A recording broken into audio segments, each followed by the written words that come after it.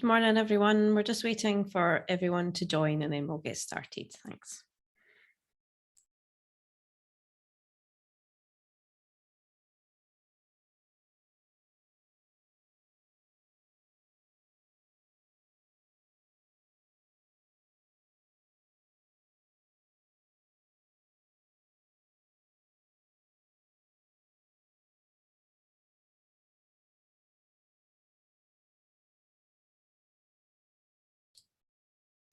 Hi, good morning, everyone. We're just waiting for everybody to join and then we'll get started in a minute or so. Thanks.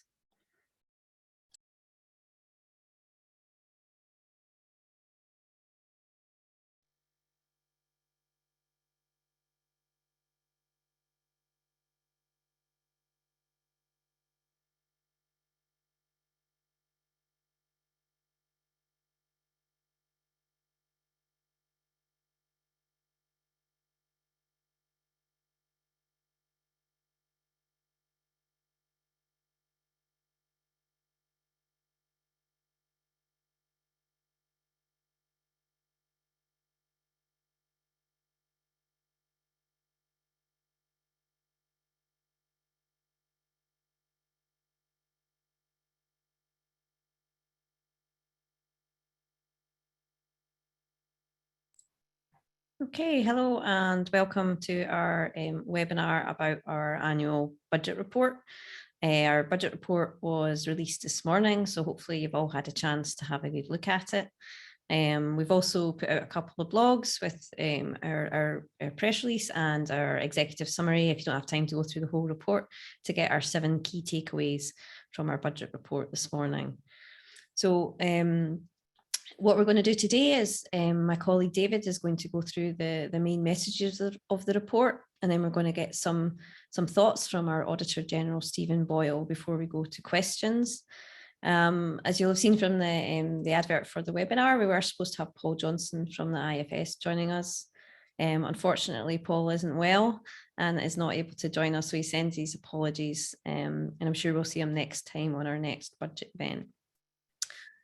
You'll see, given it's a webinar, there's a Q&A function. So if you do want to ask questions of David, or of Stephen, or of me, then you can put your questions into the chat, whether it's about the report or about the budget more generally, and we'll do our best to get through all of the questions.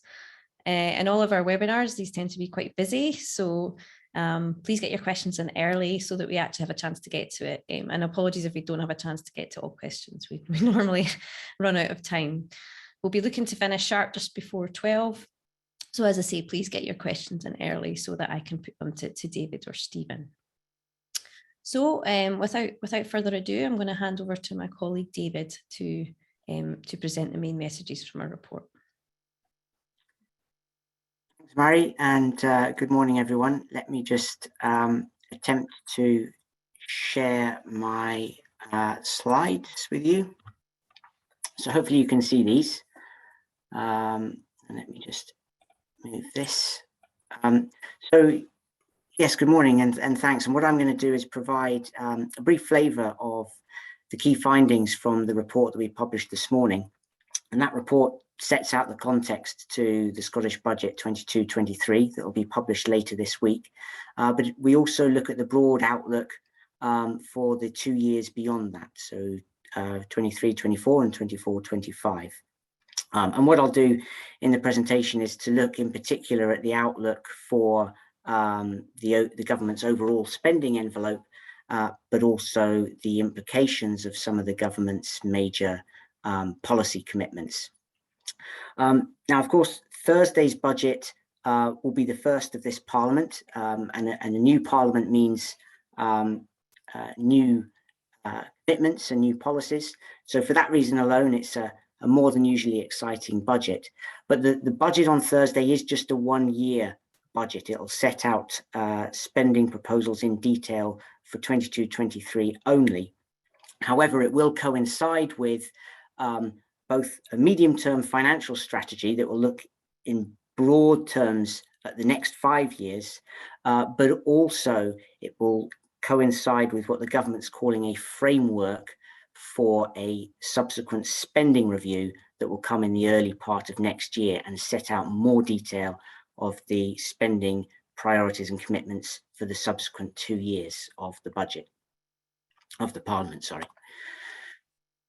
So, first of all, the block grant for day-to-day spending. Now, the Scottish Government's block grant from Westminster is still the key factor determining the overall size of the Scottish Government's spending envelope. And of course, the last 2 years have been pretty exceptional, with the Scottish Government receiving about 8.6 billion and 4.9 billion in special COVID funding in each of the last 2 years. Now, that special COVID funding drops out of the equation in 22-23. And what we're left with is a block grant that is significantly higher, about 8% higher in real terms than the block grant in 2019-20 before the pandemic, but is nonetheless also, of course, significantly lower than the total amount of resources the government's had available to it this year. And while, of course, the direct impacts of the pandemic on public services, we hope, are largely behind us, the pandemic does, of course, continue to have a legacy on public services and public service spending in 22-23 and beyond. And I think because of that, this will mean that this is a really challenging budget outlook, both in 22-23, but in the subsequent couple of years, even though you can look at this and say this is the highest real terms block grant since devolution. It's a really quite challenging context, and it's important to remember that. Now, we don't expect the budget on Thursday to be a particularly exciting one as far as tax decisions go, but there are a couple of key decisions to look out for. On income tax, the government's manifesto commitments leave it little room for manoeuvre, really. It's basically committed to keeping the tax system unchanged and increasing the thresholds by a maximum of inflation. Now, the UK government, of course, has decided to freeze in cash terms the personal allowance that will apply in Scotland, but also to freeze thresholds in the rest of the UK. Now, if the Scottish government decides to freeze Scottish thresholds, that would constitute a tax increase in Scotland relative to the usual policy of increasing thresholds in line with inflation. And that decision to freeze thresholds would bring in around about 140 million in additional revenue for the government, compared to that policy of increasing thresholds in line with inflation. With inflation, the relevant measure of inflation is about 3% at the moment. So that's the decision on income tax. The government's decision on non-domestic rates is actually more significant in revenue terms. And the decision there is how quickly to unwind the non-domestic rates reliefs for retail, hospitality and leisure businesses. Now, those reliefs have cost the government over £700 million this year. I think if you think back to the start of this financial year, there was a pretty clear case for having reliefs of some sort in place at that time. The longer that those reliefs are retained, the less likely I think there is to be tangible economic benefits from those reliefs. So the government will be certainly looking at beginning to roll these reliefs back. Of course, an important piece of context here is that the UK government has chosen to maintain reliefs for these businesses in these sectors at 50% next year. And we know that the Scottish government has been particularly keen in recent years to make the point that Scotland has very competitive system of non-domestic rates in the UK context. So I think that will, the UK government's decision will be fairly influential, you'd have thought, in the Scottish government's policy on that. Now, in terms of the legacy of the pandemic on public services, it's really the NHS and the social care sector where the pandemic's legacy is strongest, clearly.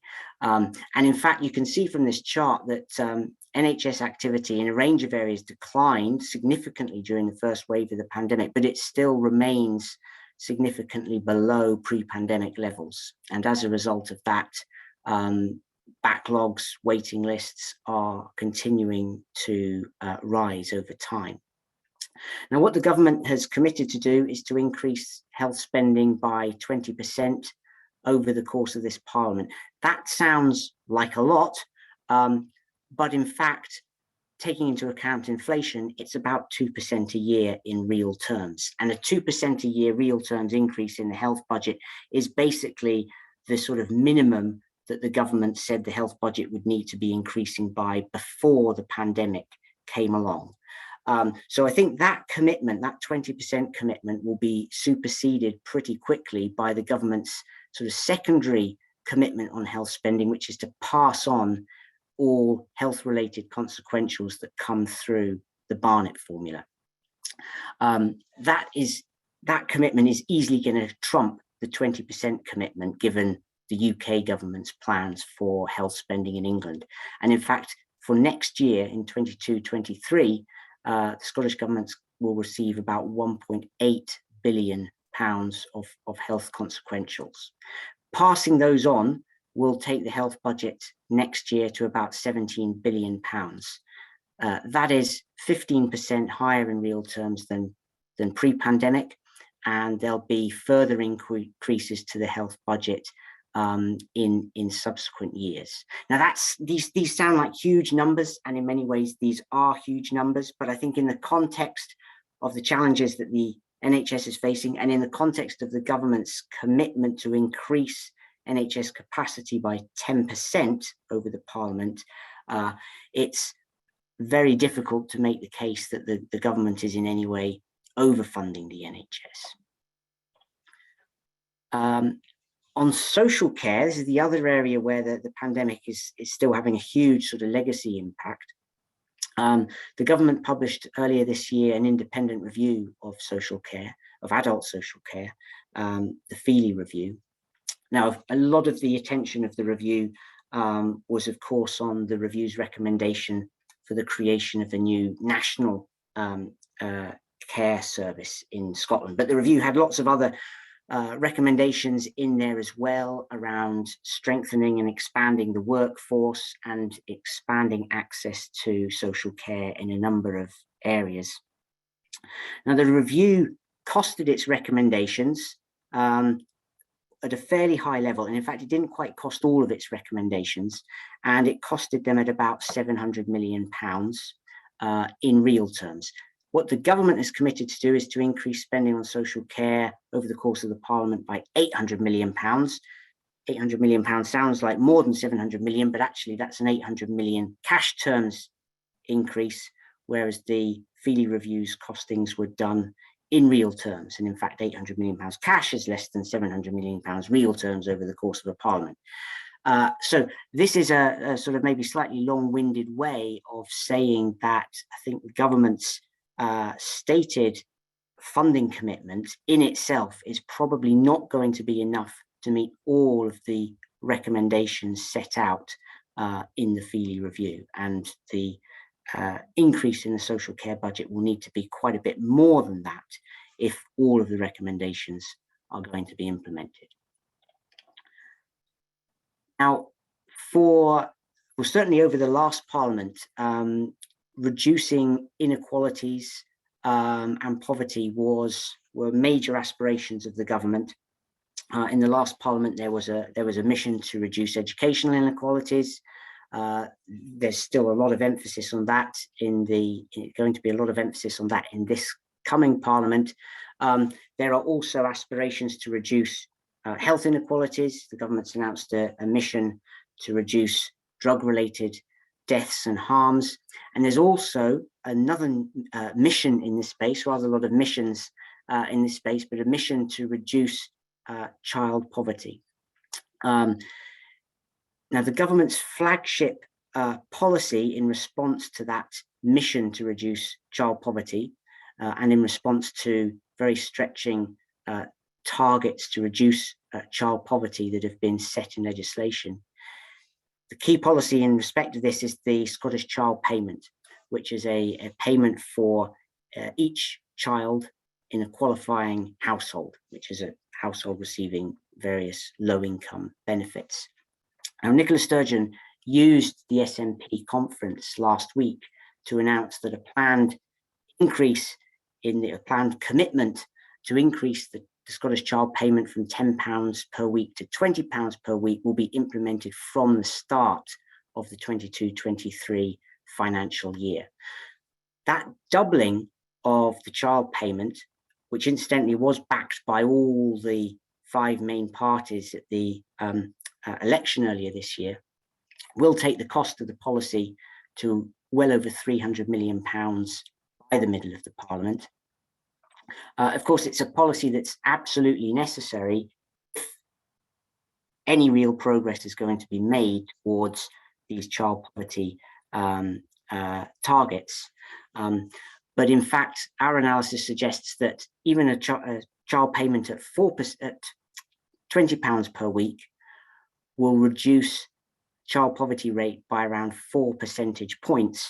Now, we're currently at a child poverty rate of 24%, with an interim target of 18% by 23-24. So this increase in the child payment to £20 a week is absolutely necessary to get anywhere near the interim target, but in itself, it's probably not going to be enough to get all the way to that interim target of 18% in 23-24. Now, I've talked there about health and about social care and about the Scottish Child Payment, but in many ways, the government's single biggest project in this Parliament is the rollout of new social security payments in Scotland for people with disabilities and caring responsibilities. 2 new payments, the child disability payment and the adult disability payment, are in the process of being rolled out or about to start being rolled out. And that brings delivery challenges and risks, of course, but also the potential reward of a distinctive system in Scotland.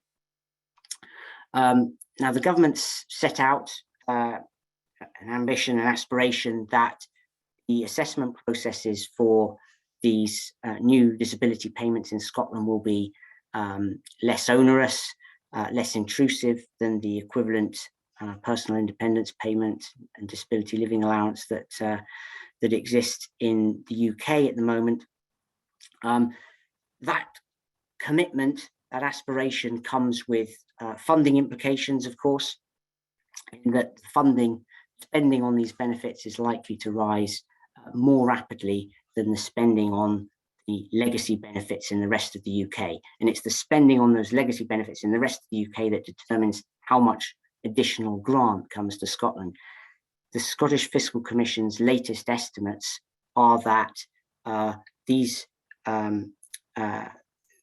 funding commitments in relation to the new disability payments in Scotland could increase spending by around £500 million more than is coming to the Scottish government's budget via additional grant payments.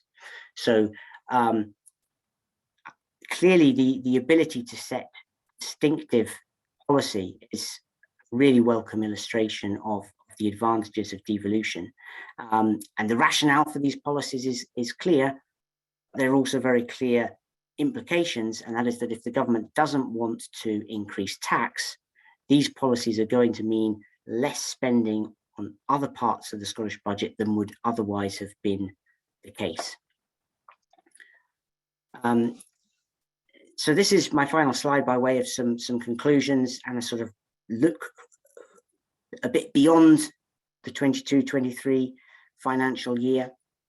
Now in 22-23, a block grant that is 8% higher than pre-pandemic might well sound generous, but actually I think to deal with the pandemic's legacy and the pressure on public services, it's really not very generous at all. And in that context, this is a really challenging budget outlook. But the challenges in many ways they're certainly unlikely to go away in the subsequent couple of years. And in fact, they may increase in the subsequent 2 years as various policy commitments are rolled out and rub up against this block grant that after 22-23 on current projections is forecast to be flat in real terms. And in fact, if you take the things that I've talked about in this presentation, the commitments on health, the commitments on social care, the commitments on social security, in the context of that existing block grant outlook, what that does suggest is that spending in some areas of public service between 22-23 and 24-25 are likely to at least face significant constraint and possibly face some reductions. Now, of course, if that happens, it will be a continuation of what is in fact a much longer trend over time. But in that context, I think next year's spending review is clearly going to be very, very important and interesting. And I will stop there and hand back to Mairi. Thanks, David. And I can see the questions are already rolling in from our audience, so that's great. So keep them coming if you've got any questions following David's presentation. But just before we go to the Q&A, I'm just going to hand over to Stephen to give some of his thoughts on the context for the Scottish budget this week. Thanks very much, Mairi. And thanks again for inviting me this morning. I think from Audit Scotland's perspective, I guess we note a number of points, and maybe I'll touch on a couple of those. We're keen to see more budget transparency, building on your report and David's presentation as to what's presented in this budget. We agree, I think one of the conclusions in your own report, inevitably it will become harder to tell what's COVID-related spending and what's not, if kind of share David's optimism that we are emerging from the pandemic during 22 and 23. I think that's been one of the features of our work over the past 20 months through some of the reporting that we've looked to do through various tracker reports, is that there hasn't been an easy way for government to report on the cumulative spend on different and new responses, COVID being one. We might well have examples of others, climate change perhaps in the future, where there's a spending pattern that spreads across a number of different portfolios. So keen for government to come up with a way that is able to be transparent and where spending doesn't fit with the natural confines of how the budget is typically constructed. We're also recognising that, as David captures in the presentation, that there will inevitably be some very hard choices for government in its spending over the course of this budget, and as they move over the course of the medium-term financial strategy. We would rightly recognise that the recovery from the pandemic will inevitably lead to huge demands on public spending, whether it's the backlog on NHS or indeed the challenges in our justice system too, that have all been affected by one way or another. And then the last point that we're enthusiastic to see in this budget is that there's a real connection between not just what's being spent, but what's the intended outcomes from the spending of public money. We have, I suppose, kind of looking for the National Performance Framework, Scotland's national outcomes, that it's much clearer to track what's actually being achieved and how the spending in the budget that will go through over the course of the next few months, that where they map to the national outcomes. So, and that again, that's a harder thing because inevitably they'll cover many different spending lines, but we're very keen to see progress upon that can fulfills through that, what taxpayers' money has been spent on, and then there's a clear relationship to what's actually been achieved against those national outcomes. So excited to see what comes into this week. Thanks, Mairi. Yeah, thanks very much, Stephen. Yes, it's always an exciting week for people like us, and I'm sure our audience share our excitement for what's going to happen later in the week. Always an early Christmas present for us. So I think we'll just go straight to questions because there's lots coming in. So I don't want to run out of time to get the audience to get their answers. And I think the first one is perhaps for David, although Stephen, obviously, if you have any thoughts on it, then happy to hear them. So Henry's asking about the national insurance increase that's been levied by Westminster. So he's sort of asking how that's going to feature in this budget, given that how it will be split between health and social care in England has obviously been a bit of a source of debate. That a lot of it seems focused on the health service rather than on social care. So how does that kind of factor in the Scottish budget in terms of the consequential monies that are coming through as a result of the increased spending in England? Well, the increase, the national insurance increase, obviously applies in Scotland as it applies UK-wide, and similarly when that is replaced by the new social care levy in subsequent years, that will also apply in Scotland as it applies UK-wide, and the revenues are centralised in the UK government pot and then come back out to the Scottish budget via the block grant and the Barnett formula. So in effect, the forecasts of what will be raised through that increase and how the UK government intends to then spend the additional revenues, that's already incorporated into those block grant numbers that we talked about. So in effect, that's already in there, and it doesn't. The fact that the UK government is prioritising, at least initially, spending on health rather than social care doesn't really have any major implications for Scotland. The additional revenues are, to all intents and purposes, going into the block grant for use in the usual way. But where it does matter, of course, is in relation to this commitment of the Scottish government to pass on health-related consequentials to health. So it has no binding sort of legal implication, but given the framing of the Scottish government's policy commitment, that may well influence the distribution of spending in Scotland. But having said all of that, I mean, clearly the pressures on the health budget that I outlined, the Scottish government may well have decided to make similar sets of decisions anyway. So there's no legal binding issue here, but it could affect the way the Scottish government decides to use the additional monies that come through the Barnett formula. So given that commitment, it's likely that the money spent and it will reflect the sort of split between health and social care in England, given these other commitments, but it doesn't stop them obviously using money from other parts of the budget to spend on social care. Yes. Yeah. Okay, that's great. Stephen, you touched in your comments on the difficulty of understanding what's COVID-related spending and what's not, and it gets more and more difficult as we go on.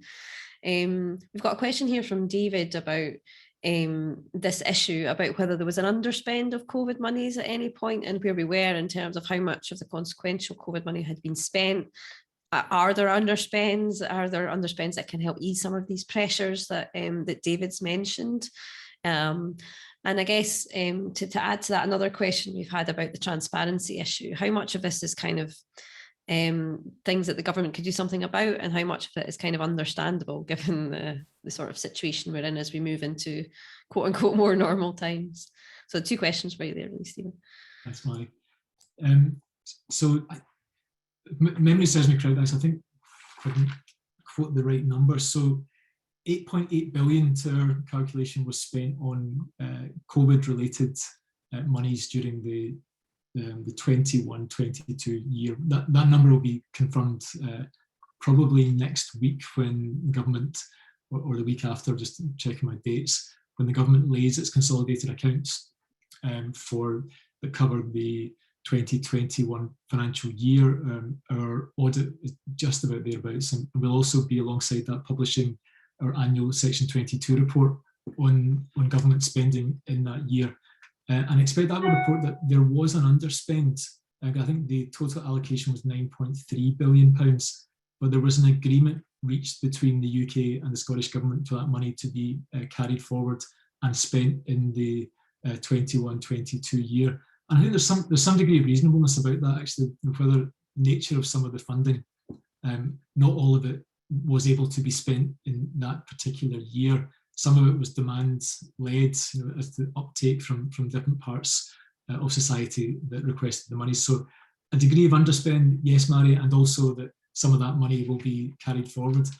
On the wider point about, I suppose one I would make about the volume of spending announcements was just unprecedented. Hundreds of COVID-related new government initiatives, and the pace of which that took place during the year, really quite incredible. And I suppose that leads me to a point of some sympathy with government on the one hand, just about the nature of the pandemic, the unprecedented nature, the pace and scale of spending. But that probably only goes up to a point in that, having all of us lived through the pandemic, there's that huge thirst for information and transparency, and really now an opportunity, if the way that we're constructing budgets and portfolios and how we're managing that, if that no longer fits with the way with which we would be advocating real transparency around public spending. I think I said in introductory remarks, whether that's around spending for a pandemic, or whether as we look through future initiatives, be it climate change, that inevitably spending will be across a range of different portfolios, but yet in totality, we want a really straightforward, easy, transparent way of reporting that publicly for us to audit it. I think now's the time to look at that more closely and take the opportunity as we come out of the pandemic to think about, can we do things a bit differently? Okay, thanks, Stephen. I'm sure many of us who deal with budget documents would agree with that. Call for more transparency. It can be very difficult sometimes to figure out what's been going on between years and things like that. And if we're struggling with it every year, then others are likely to be too. So yeah, definitely I agree with that. Here's one, David, for you on local government. So you touched on it in your remarks about sort of areas that might maybe be constrained a little because of other commitments that have already been made. So Jane's asking about, does the impact for local government outside social care look pretty discouraging given the current commitments that have already been made and the overall envelope? Well, I think, there's clearly some context to that question, which is, what's happened to local government budgets over the last 10 years or so.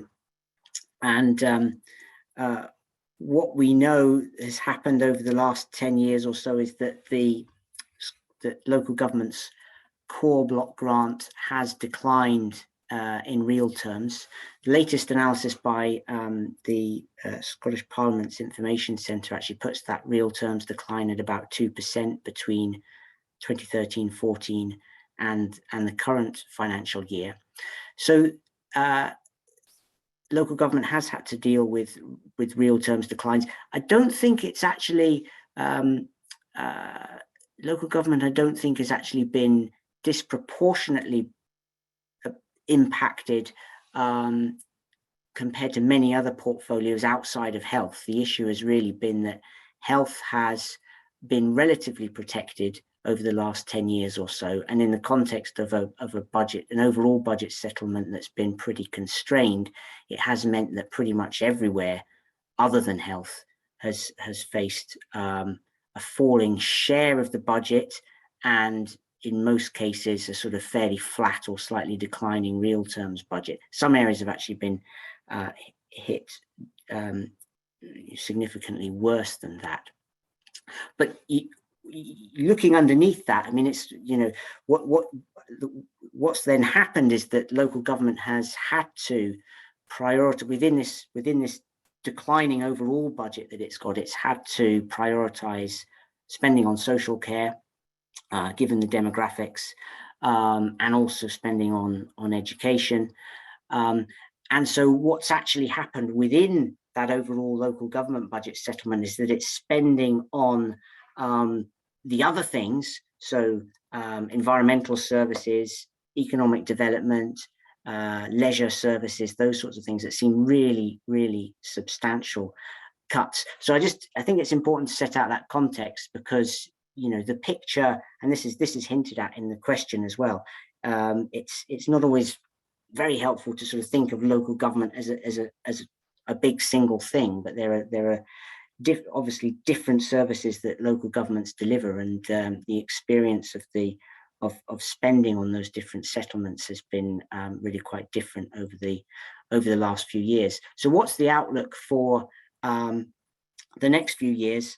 Well, in the context of what I talked about, I think what we may well see again is quite an emphasis on the use of more specific grants in education to maintain education spending.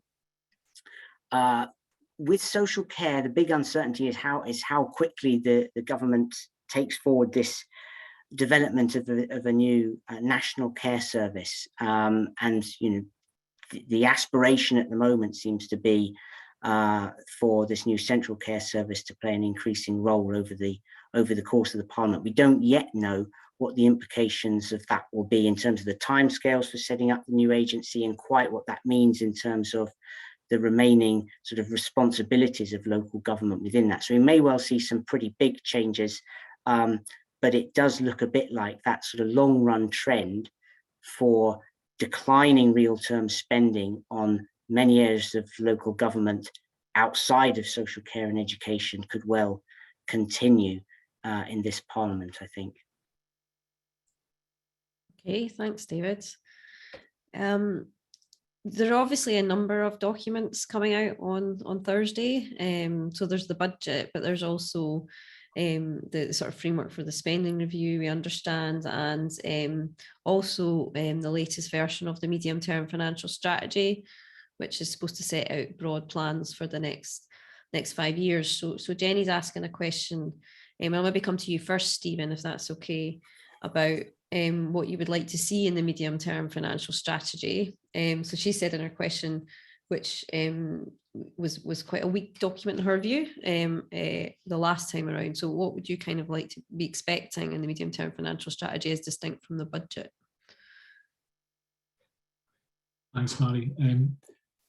I think so. Audit Scotland has commented on the various iterations of the medium-term financial strategy, and I think earlier optimism about the quality of it somewhat dimmed in the most recent version of it. And I think in particular, our wish for, again, about transparency, that we're able to see what the medium-term financial outlook, and again, that translation into what's it going to achieve, and what are the intended outcomes from a medium-term financial strategy. And I think, for example, David mentioned about education grants in his previous answer. If we know that £1 billion is being talked about being spent on closing the attainment gap over the life of this Parliament, that's translated into what's intended from that. And we can see that as an example, amongst others, through the medium-term financial strategy, that there's a much clearer connection between not just what's being spent, what's actually being delivered, and what the intended outcomes from public spending. So I hope to see that as my kind of headline from the medium-term financial strategy that comes out later this week. Okay, thanks, Stephen. David, do you have any thoughts on the MTFS, what it might show? I share Stephen's thoughts. I mean, there was I like that expression that some of the sort of earlier optimism has dimmed a bit. Hopefully I didn't completely misquote you there, Stephen. Yeah, I share those views. I mean, I do think there is a need to sort of reconsider exactly what we think the MTFS should be doing and is doing. I think what it's tended to do in the last few iterations is it's kind of rehashed in some ways the main Scottish Fiscal Commission forecasts for the next for taxes and for the block grant over the next few years, and then sort of talked in fairly general terms about risks that certain revenues might be a bit higher or a bit lower, or risks that the block grant might be a bit higher or lower, but it's never really sort of then spelt out what the implications of those different scenarios might be in terms of the government's broad approach or spending on particular areas. And the scenarios themselves have sort of always felt a little bit sort of simplistic in a way, in terms of, you know, we've got this core forecast from the Fiscal Commission, and then, well, there's a risk that it might be 5% higher, or a risk that it might be 5% lower, and it's all a bit abstract. And not phenomenally helpful in sort of understanding how the government would respond to these different sort of risks or scenarios being realised. So I would like to see the MTFS getting a bit more real about what the scenarios are, their likelihood of actually happening, and then how those different scenarios how the government would respond to those different scenarios in terms of its priorities. I accept that can't be done in detail. I mean, an MTFS is not supposed to be a spending review, but you know, it could do better at some of those broad term implications, I think. I also think we need to move back to having the MTFS, I think we're doing this next year, separate from the budget, because when the MTFS is published on the same day as the budget, as is going to happen this year, it just gets smothered and swallowed up, and no one has the bandwidth to look at it. So we need to get back to having the MTFS published separately, probably May, and I think that's what we're doing next year.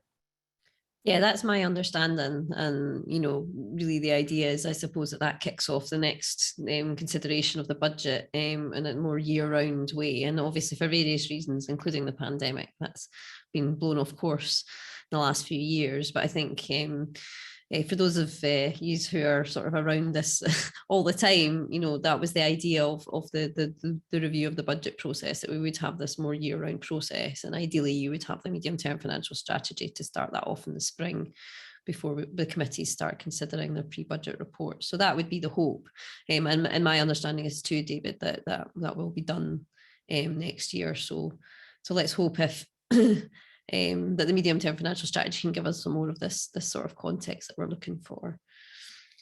Stephen, I'm going to come to you about something you mentioned in your comments about understanding the link between spending and outcomes. And you obviously, you mentioned it again when you're thinking about the MTFS as well.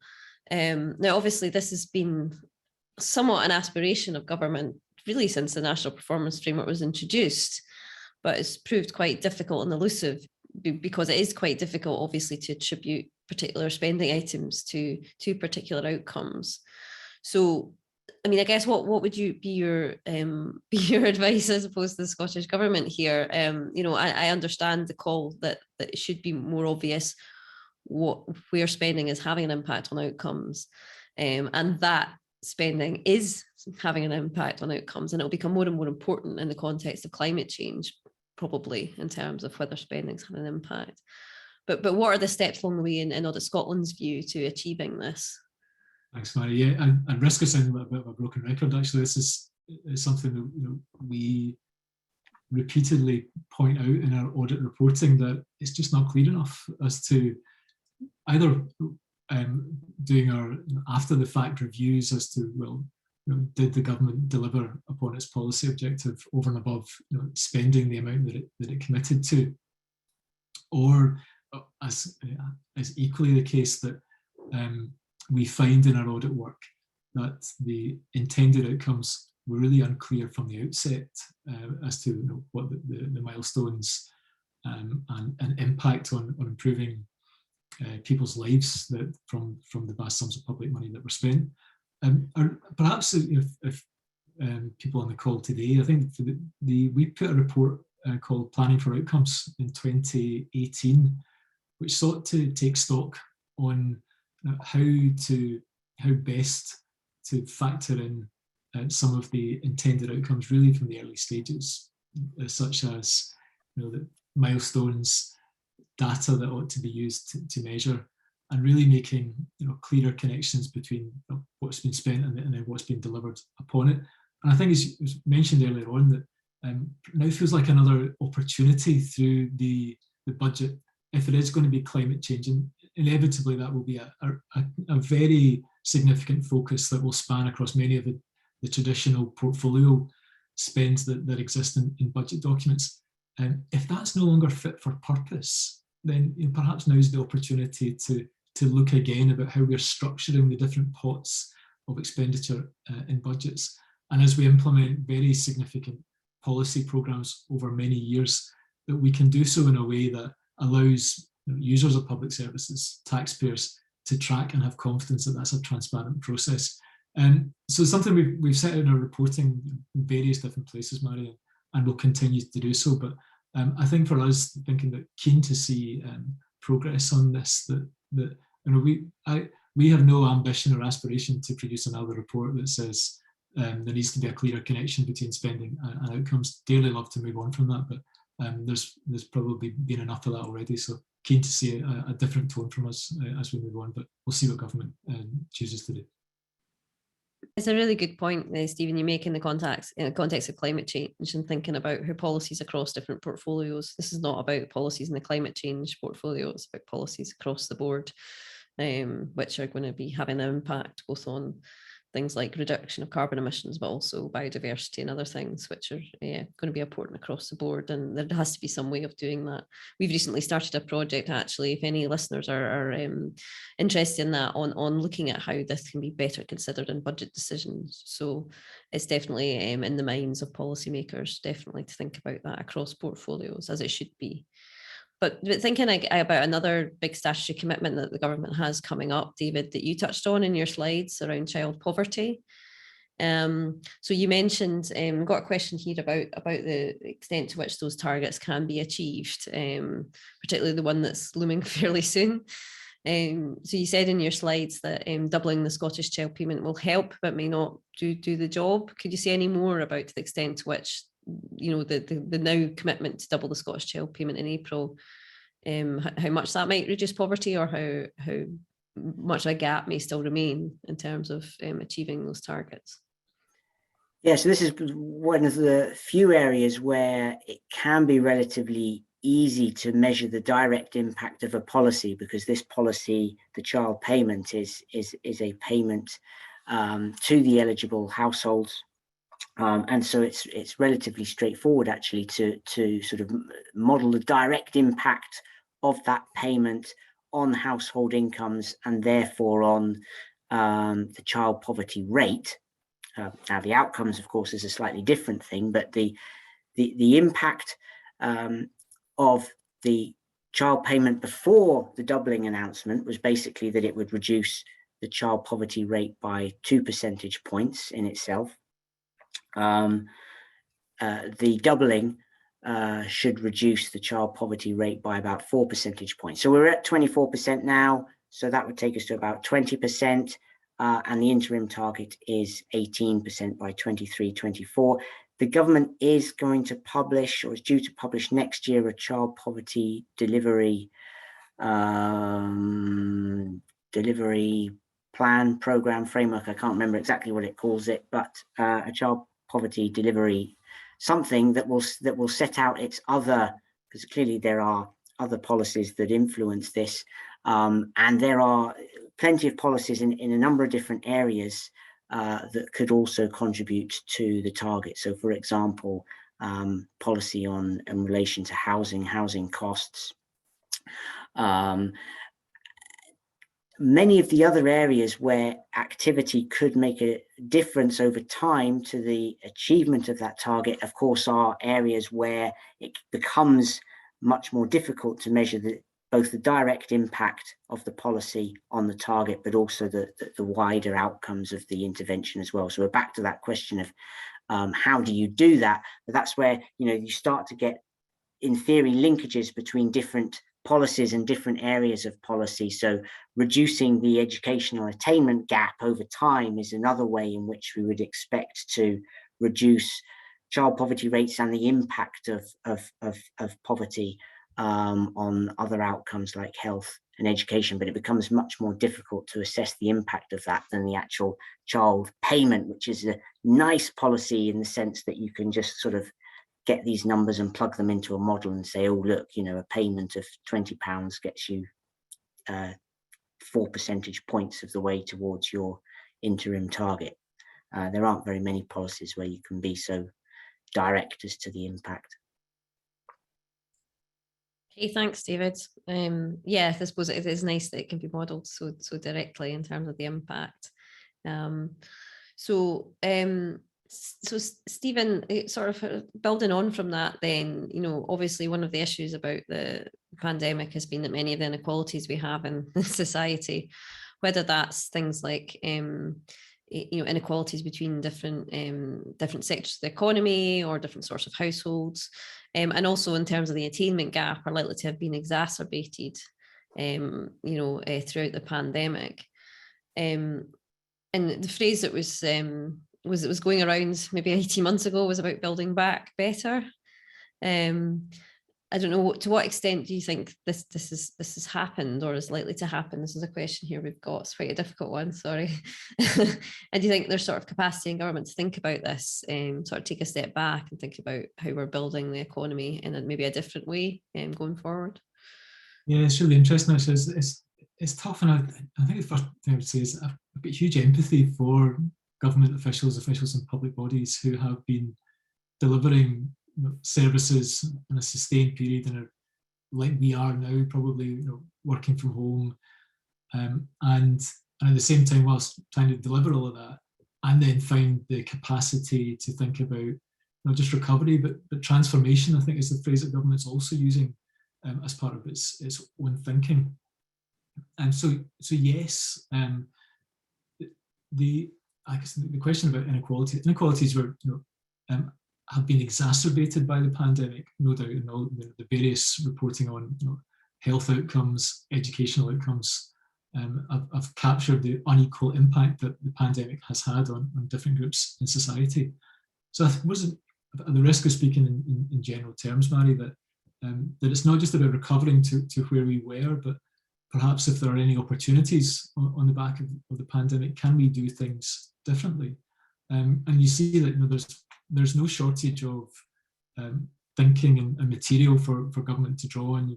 We see a lot of thinking. You know, Carnegie, for example, is, you know, thinking about are there different ways with which we can measure the success of our public services, of Scotland as a country, well-being of our people, and so forth, as a way of harnessing the pandemic for all the dreadful events that have happened, the opportunities that it might bring to think about how we're framing public spending differently.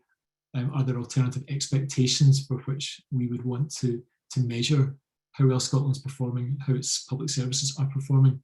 And that thinking about, are there therefore any blockers with which that by default we'll go back to how we've always done things? And I think there's a real need to resist that. You know, we've talked a couple of times this morning about budget documentation or ways of working or silos that exist across our public services that were in place before the pandemic.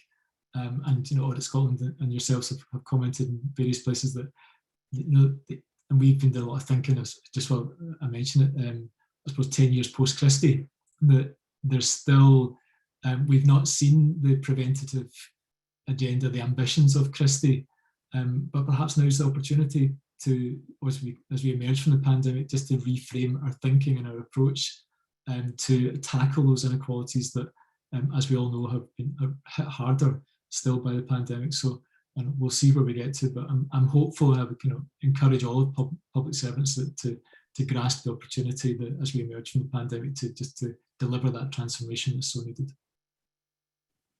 Thanks, Stephen. I think that's a really positive note to end on, actually. And it won't be any, it's never been more important than when we think about climate change, and given there isn't the option not to do the spending, because it'll be so much worse if we don't act quickly. So yeah, thank you so much for joining us today, Stephen. I really appreciate your thoughts, and thank you, David, for your presentation and all your work on the report. The report's available at our website, so you can go through that in detail. I hope you've enjoyed this rundown on it today. Look out for all of our commentary on the Scottish budget on Thursday and Friday, of course. And we look forward to seeing you soon for the next webinar from the Fraser of Allander. Thanks, everyone.